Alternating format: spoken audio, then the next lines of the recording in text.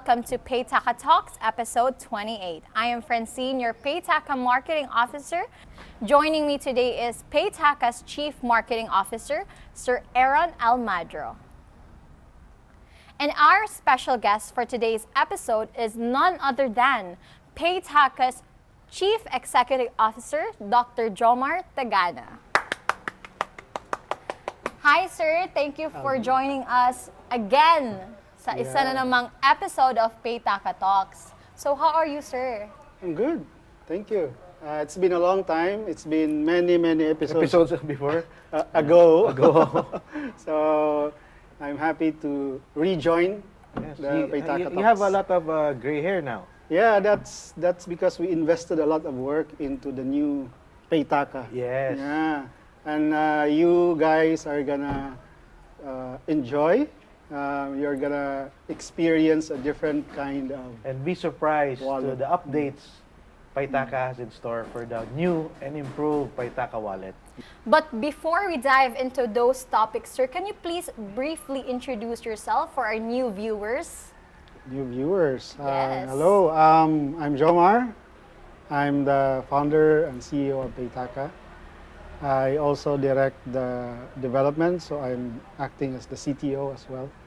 So much of the work into developing the app, the technical engineering side of it is managed by me, while Aaron is doing the marketing side. I introduce myself also. So yeah, that's my short introduction. Yeah, well, No, I'm no, Aaron. I'm Aaron. I'm the usual host here.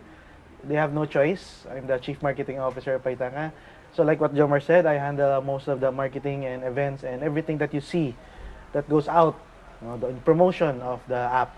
And also the expansion trust and onboarding processes, the marketing team handles it, including Francine and the rest of the marketing team, Philip, Von, Avery, and our new one, Isha. Yes. Looking back over the past few years, sir, what would you say is like the biggest accomplishment of Paytaca? Well, I would say we have gone from bare minimum wallet when we started. So you say years ago, not last year, right? Like years. When we started, it was When just we like started, it was like a bare wallet, like wallet. send and receive. Yes. It wasn't even Bitcoin Cash wallet when we started. And so we have gone very far. We have, at some point, we decided that we will focus on Bitcoin Cash.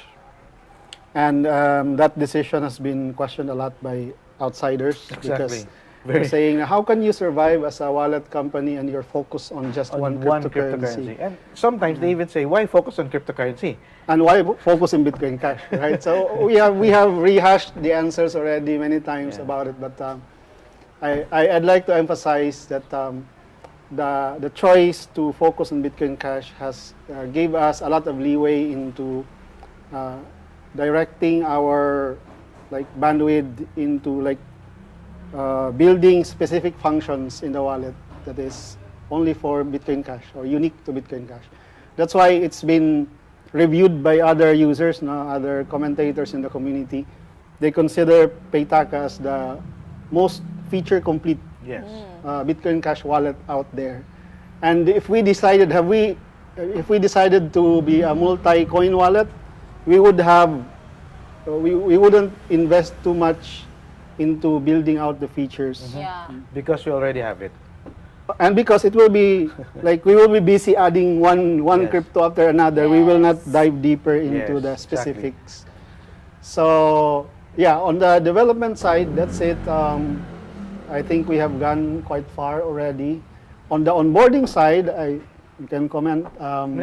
We have, well, you can see it in our map. Yep. But there's a lot of behind-the-scenes work as well. Maybe Aaron can. Yeah, we started way Expound. back originally when we launched in 2021, 2022. We had 5 merchants in Tacloban. We started with 5. And now we're almost 300 merchants. Yes. All across the globe. All across the globe. Before it was just in Tacloban City, our home base, but now it has grown as far as Argentina, Mozambique, Africa, South Africa, America, Taiwan. Yeah, I mean, it's like all over the world now. And people are amazed, especially when we talk to merchants. They keep on questioning, really? you're like out there. Yeah, we are. So yeah, it's been a very uphill challenge. Uphill, yeah. Very That's very right uphill term, challenge, yeah. but at the bottom of it is, of course, the strength of the development team. The app, it's very very solid, secure. So that's why it's so easy to market it, so easy to push it. Di ba, sir, that's the technical side. So how about the marketing, sir? Like, I'm very curious and You're curious? yeah, like what would you say is like the biggest accomplishment in terms of marketing naman? Marketing, well, in terms of marketing, of course, we started with 1, 2 marketing officers. Now you're like 7, including Wow! you. Yeah, we're like Dalawa yeah, agad. there's a lot of growth. Yeah, we have marketing associates in each area of focus of Paytaca. Yes. So before we only had home base in Tacloban. Now we have Ormoc headquarters, we have Cebu City headquarters. So that's amazing in itself. Being present in each of these cities gets us, a foothold in that city, and it's so easy to talk to people if they know that we're already there. Yeah. I think the keyword there is like presence. Yeah, our presence there is not, I use the term colorum. Color. Yeah, we're not colorum, so people now believe us that Yeah. because of our presence there. I think in many places where people have attempted to onboard merchants to Bitcoin Cash, it's easy to underestimate the amount of work Yeah. that should go into it, because it doesn't stop just in introducing merchants to Bitcoin Yes. Cash. Yes. You have to be present. So that's Yes. you have to be visible. Very visible. And that gives us credibility, and also it signals that we are serious about what we are Yeah. doing, and we are indeed serious. Yes. So I think a lot of the work go unnoticed. Like Yep. it's you have to keep constant communication with the merchants, especially the active ones. Yeah. And then ang al- dami ding rejections, di ba, sir? Oh, yeah, That's part of it. And Yes. but most of the times, the people who reject us, the businesses that reject us, afterwards they communicate with us when they hear about what we've been doing. Especially like in Cebu City, we have been very invested, especially during the earthquake. We have been helping. Yes. So they know that we're not just a fly-by-night company that passes by and gets their business. No, Yeah. we are there to propagate this. We this are a super app with a heart. and also the way that we want to push for cashless transactions, the Yes. innovation in payments. So that's what we're really into, and we're just not getting into a place to just get their business. No, it's not really like that. Relationships. Yes, It's it about is, yeah. establishing relationships. I mean, the relationship we built along the way, the partnerships we had, Yes. it's very very rewarding. With merchants, with influential people. With groups, with Yes. clubs, organizations, we've been Yes. very involved with that.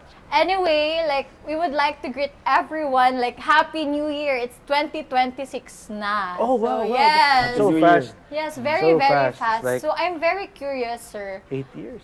What did happen? Like, what happened last year? A lot has happened last yeah, year. parang, I think siya last eh. year was the most, if not one of the most busiest years Yes, of I agree. Paytaca. The I agree. first one is, no, actually every year. Every 2021, that was our expansion into Asia. It's Parang really ano busy. lang eh, parang natulog lang tayo. Tapos Actually, parang hindi nga panaginip eh. lang lahat. Hindi nga, wala nga tayong tulog eh. Yeah, I agree. Parang it's like Oo. a daydream.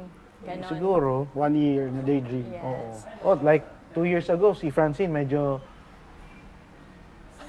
Tapos ngayon, Medyo. Medyo. Hindi na siya medyo. oo, Yeah. medyo na. So sa mga curious dyan, ano yung sinasabi ni Sir Aaron, panoorin nyo yung past episodes namin. Yes. Yes, parupa mo yan. oh. Anyway, Oh. so sir, ano po yung mga significant happenings or Mga mga highlights. events, highlights na nangyari last 2025. year? I'm very curious. So last year, we actually published a year-end review. Yes. Uh, It was short- very commended and lauded. Yeah. You're one of the companies that has made a lot. They did a lot last for year. Bitcoin Cash adoption. So last year, we onboarded. We were accelerating the onboarding towards the first half of the year. Yep, Um, we did. And it was mostly in Ormoc, and we also started in Cebu. last year.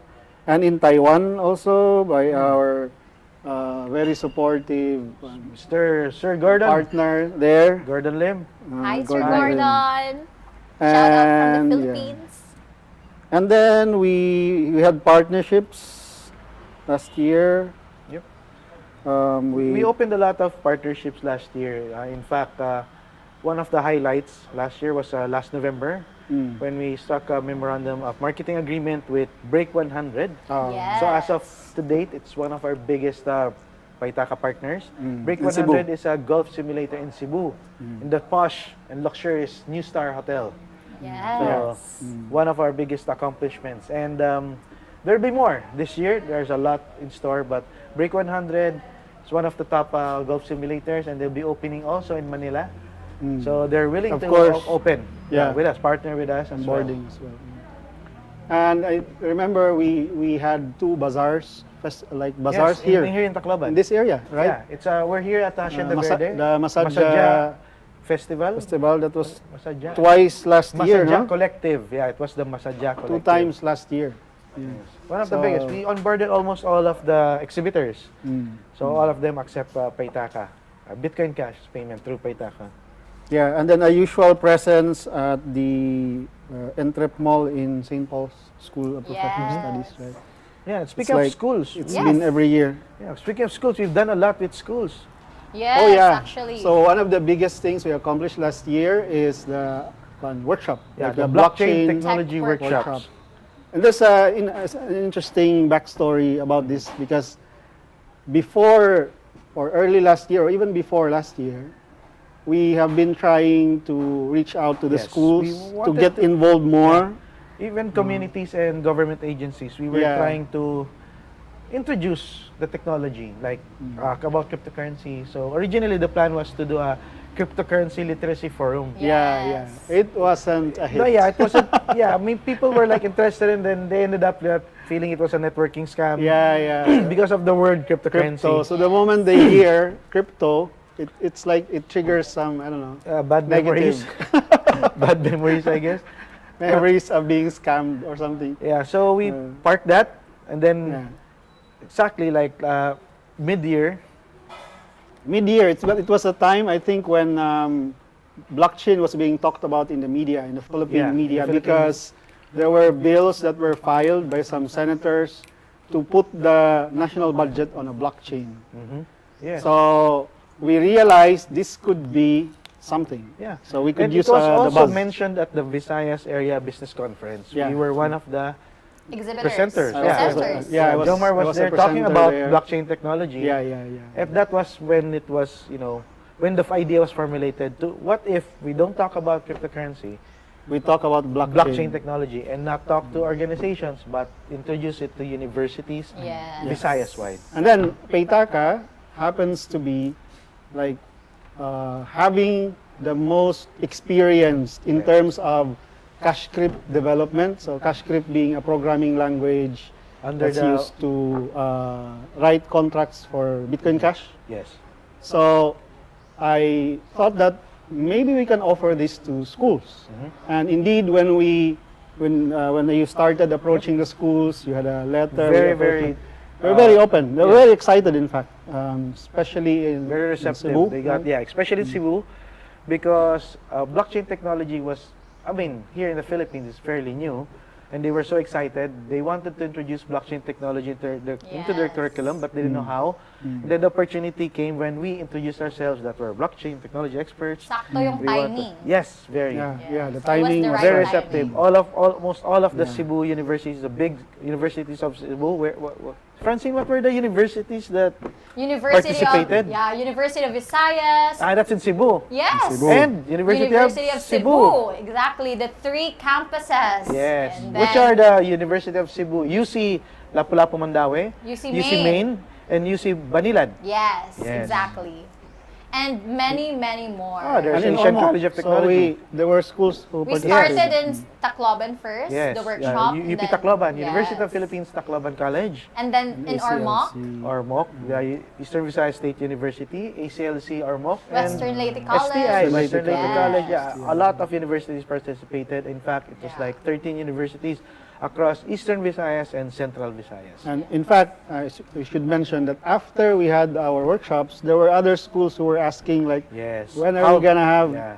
our, So we're going our to workshop? do this year A the second continuation, leg, yes, yeah. the second leg of the blockchain technology workshops, coding smart contracts in CashCrypt. Yeah. Wow. Yes. For Phase those 2. schools who missed the opportunity. Yes, last drop year. us a message if you want. Even if your organizations like IT organizations. Or maybe they're one of our participants during our leg 1. Comment down below. And Joemar, the Bitcoin Cash community is very impressed with that workshop. Yeah. Yes. I think I remember there was a conversation in Telegram, like somebody asked me, what do you consider as your greatest achievement, Paytaca as a whole? And then you last didn't year? reply. And then it took time for me to think. And then someone replied on your behalf. And then somebody replied and said, I think it was the workshops. Yeah. That's the most impactful Most impactful. That's activity true. that you did in Because 2024. a lot of companies, organizations are trying to do that in Yeah. their countries. But they have like 15 participants, that's all. And then they do it like once a year. And I think it's the right word, really. It's impactful because many of the participants, as we have known, like when we asked them for comments about their experience, like they really appreciated the workshop. They learned a lot of new things, Yep. and they understood how the blockchain works. Of course, not all students, but for those who really understood, listened to our workshop and did the hands-on, it was very enlightening. Yes, it was fun, especially when we gave away BCH to the participants. It's always fun. They were very interactive. Yeah. And they were very good hosts. I mean, all universities. Yeah, Yes. they fed us. They gave us snacks. They you know. welcome us. Yeah, but Yeah. we didn't enforce them. We just told, we'll do workshops. Just give us a date, give us participants, and we'll And I handle think the it rest. was like the most memorable Mhm. marketing side. Yeah, Like marketing side. because like Because we had to stay. especially in Cebu, Yeah, right? we were right in smack of the earthquake. Yes. That's why Yeah. the workshops got delayed. And after the earthquake, there was like a storm.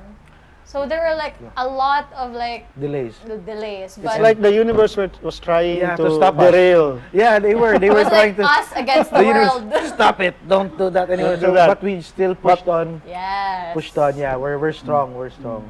So No one can stop us. no one. Walang makakapigil sa amin. Wala kayong Wala, magagawa. wala. Walang makakapigil sa amin.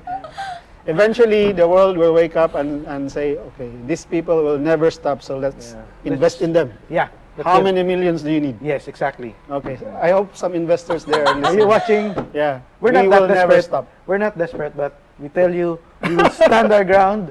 We'll do what needs to be done to push for cashless transactions through Bitcoin Cash. Yes. Amen. All right, so the most What? of 2025 was Yes. yeah, we did a lot, right? So Yeah. what So what else? are the Joemar's been very busy the past Yeah, you see Past my, couple of you weeks. see my, past gray couple hair. weeks. I haven't seen him for a while. So sir, I'm so curious. What have you been up to the past few weeks? Okay, so I've been busy with the development team. So we really put our head down, like almost in airplane mode.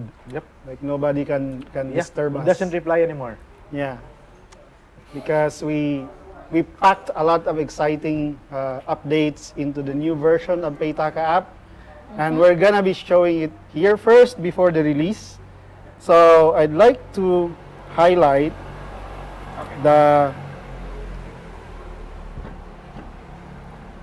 The look. Let us show all our wallets.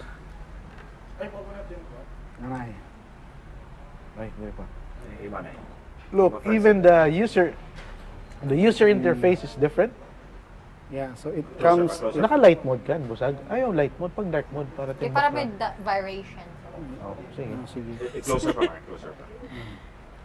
Oh, tsaka gutit na cord. 500 lang niya. Amo pa ito. 600 lang ang tiging pakita. Okay, sige. Okay. Okay, sige. So, Puro pagod Light kita mode. naka-iPhone. Color red. so if you notice, there's been a lot of. Okay. So we have made improvements in the layout. If you notice, there is this quick action buttons now,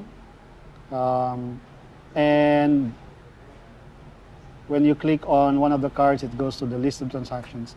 So it used to be confusing where you get your list of transactions, but right now it's made a lot easier. When you long press on the card, it should show, oh sorry, when you double click, you'll now see this, on this part, the price chart, and then right there and then you can send, okay? And then there are now different ways for you to send to an address, to scan QR code, to send to your other wallets. So you can have multiple wallets here. So you don't have to switch from one wallet to another. You can just send directly from here. And then here we have made a lot of improvements in shareable gift, what we call gifts, Paytaca gifts here. So you can decide the amount and then create your gift and share it. So either as QR code or as a link, or save an image. It will create an image like this. There. So whoever is watching now can claim this gift if it's still unclaimed. All right, so Naghang. Yung Joemar naghang. Offline eh. Restart. okay. All right, so now you've seen this. It's a reminder to back up your wallet. Okay. We have simplified the onboarding process so that it won't need to ask you to write down your seed phrase immediately. What happens is when you open the app, it will always remind you to back up. And when you back up, you can get rid of this annoying pop-up or reminder. So this will never stop until you say you have backed up your wallet. So that's I think better than presenting to the user upfront the seed phrase and asking them to write. Because normally when we onboard users, that becomes a friction, Yes. right? That they're looking at like 12 words and then they have to write this down somehow They immediately. either get overwhelmed. Uh-huh. Yeah. So right now the flow is very simple. Okay. Ang kuan. Ang pag-hold, ginana mo na. Oh. Pero mali pong kasi. So when you create a wallet, it looks like this now. So there's a lot of changes. So it only asks you to set your preferences for the country, language, currency, etc. And then choose the color, the theme. So you can have gold, you can have green, blue, Light or mode. red. And then choose between light mode and dark mode. I always go dark mode, so yeah. And then choose between PIN or biometric. I'll go with my biometric. And there you go. That's your wallet. Fast and easy. Yeah, fast and easy. Simple, fast, easy. And the backups here, you have a number of options, two options. The usual seed phrase, it's now animated. So it shows the sequence of the words. Okay? And there's an instruction. The other option is to split your seed phrase into shards. This is something I think unique to Paytaca wallet. I haven't seen any wallet that does this. You can generate shards of your seed phrase. So this splits the seed phrase into 3. Second shard, third shard, and you only need 2 of these 3 shards to reconstitute your seed phrase and back up your wallet. And now we added this feature to save this shard into your phone. It looks like this.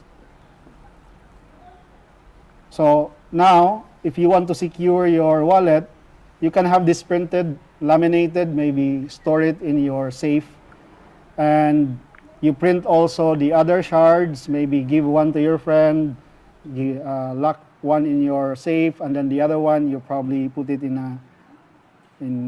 somewhere safe. Okay, so you have that option. And the thing that took some time for us to build was to figure out how we can incorporate Lyft token into the app. So we now have an app within the list of apps called Lyft token. This is where you can buy Lyft tokens, and then you will see your purchases here. Reservations are for those who did the white list that we announced last year. Why would you buy Lyft tokens? Because we have released the document on what Lyft token is for. But one of the things that Lyft token gives you is it allows you to access advanced features in the app. So there's now a prompt to upgrade to Paytaca Plus, which gives you more access to features and increases the limits. And from here, there's a screen to upgrade. And upgrade it only requires holding 100 Lyft tokens, which you can directly buy from the wallet. Okay? So watch for the listing of Lyft in Cauldron Dex, which is also incorporated already in the wallet. Okay, yeah. So there's a lot of things that we have added into the app, but I think it will take another one whole episode of Paytaca Talks, or maybe 2 or 3 episodes Yes, to but discuss all of it. but we'll be releasing tutorials Yeah. of each feature, so it will be available in the app. Maybe soon. No, separate. Soon. Okay, it will be available in the page and our channels. Just Yeah. watch out for it soon. We'll be updating all our tutorials, from creating a wallet, using it, sending, everything, all the features. Or better yet, try it out. Yep. Download and It's free. experience it yourself. And we would like to know your feedback. So that's very important for us, because actually many of these changes that we implemented, these were based on feedback that we received from last year. We just didn't have time to really focus on it until the last few months.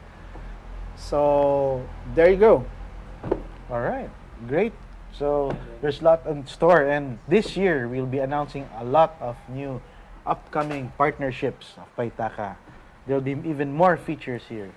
Yeah, so this year, one of the things that we have planned, or is already being executed on, is the International Bitcoin Cash Conference. Yes. So the venue has been set, Set. and It's the been date reserved. is already blocked. The date is blocked because we can't do anymore. We can't change the dates anymore. And that's good. Yeah, it's on July 31 to August 2. Incidentally, August is the birth month of Bitcoin Cash. yes. Wow. August 1. August 1 is the birthday. Another yeah. right timing. Yes, Yeah, it was yeah. really meant to be. So initially, I think last year we were thinking of having this conference In March. in March. March, In March. but yeah, there wasn't enough time for preparations. So I think that was a blessing in disguise, because we actually have a better day. Yes. No Coincides with the other than birthday. the birthday of Bitcoin Cash itself. We have a lot of surprises then. We'll be having a lot of exhibitors. Our partner merchants will be there. We'll be Yes. also having a lot of games, so everyone, even not Paytaca users, All can visit us, ages. and there'll be Paytaca users Yes. after. There'll be Yeah. games, prizes all around the whole venue. It's at Robinson's Galleria, Cebu. Cebu City, yes. Very big venue, lots of surprises. We have guests there, shows, everything. It's like a bazaar. It's gonna go crazy. Yeah. I think the main differentiating feature of this conference versus other conferences, so there's one regular conference that's happening in Slovenia every May 15, around May 15. That one is more developer focused. So because More on the technical side. more on the technical side, because it coincides with the yearly upgrade of Bitcoin Cash. So it's like it's also memorable. So every year they're doing that in Slovenia, and hopefully this one in the Philippines every August 1. So 3 days, so a day before August and then August 1 and a day after August 1. This hopefully we can sustain this. Yep. And We this is like going to be the merchant adoption focused conference. Okay? And I hope we can keep that. But of course, we will also be talking about developments, either by us or by invited speakers. From abroad. From abroad, yeah. And I've already talked to potential visitors or attendees from Representatives from different countries From different of countries. the Bitcoin Cash community. who are excited about this Yes. conference. It will be one big conference, the first ever conference that will be holding like worldwide community members and also, of course, businesses. Yeah, they'll be updating about the developments in their countries, Mm-hmm. as well as we'll be trumpeting what we've been doing here in the Philippines. Yes. So, yeah. All right. So we have a lot of work to do this year, and I hope we will tackle this with the same energy or more energy. More just energy. Definitely like last more year. energy. And it's the year of the fire horse. Yes. So Mga last kabayo. year was a year of the snake. Yes, So it's mga a bit ahas. It was slower. Yeah, slower. Slower and like Mga- shredding the skin. So parang metamorphosis. Yeah. Something's about to yeah. change. This is Yeah. the result of the metamorphosis. You see the new Kabayo. version of the app. Will be horses. This is still from last year. Itong vestiges from last year, yung upgrade. Kasi dapat last year pa ito na. Yes. So, sir, what's your vision for Paytaca in the next 3 to 5 years? Wow. Let's 5 see if years. we can manifest Pwede it. 1 year na lang muna. Ay, okay. Sorry. The next For this year. Yeah, what's your vision 2026, yeah. for our mission for this year? My vision is, of course, more merchant adoption, more transactions, And more users. Yes. yes, and also we plan, I mean, we've been just talking. We plan to do international expansions. Yes. International expansion. Possibly presence and maybe offices in other countries. We won't be. Countries, yes. We have brewing partnerships with also another partner, hopefully in Hong Kong soon, Yeah, and Japan, and we'll be might be opening offices in other countries Wow. within Hopefully. Asia and Oceania. Very, very Hopefully. exciting. Yes, yes. Thank you so much, Sir Joemar, for that very wonderful Paytaca Talk episode. This has been Francine. And this is your Simo, Aaron. And Joemar, Don't forget to follow us on our social media platforms, Facebook, Instagram, and TikTok at Paytaca. And of course, thank you again for watching our Paytaca Talk episode 28. Bye!